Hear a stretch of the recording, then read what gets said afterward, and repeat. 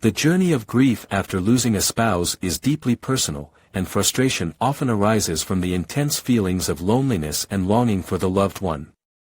In this story, a man loses his beloved wife and becomes overwhelmed by the thought of spending the rest of his life without her. He constantly feels her presence in everyday activities like dining, traveling, and walking, but is deeply affected by her absence. His grief manifests as frustration and confusion about how he will cope. Out of this frustration, he seeks advice from a woman who had lost her husband at a young age.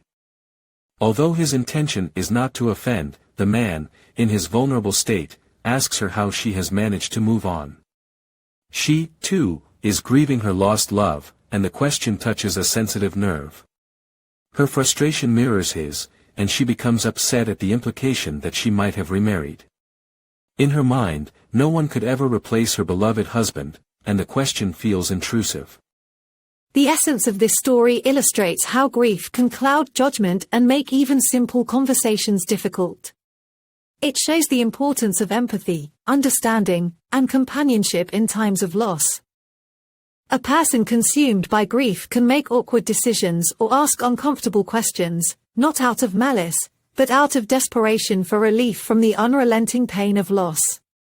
Misunderstanding and social gossip only add to the weight of this emotional burden, further alienating a person who is already lost in their sorrow. The narrative also highlights the importance of having a support system in place.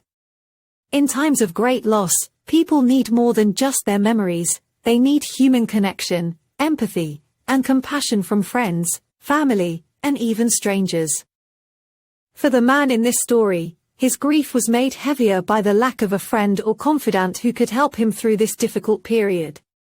Ultimately, the story reminds us that grief is complex, and the emotional pain of losing a loved one can be overwhelming without the support and understanding of others.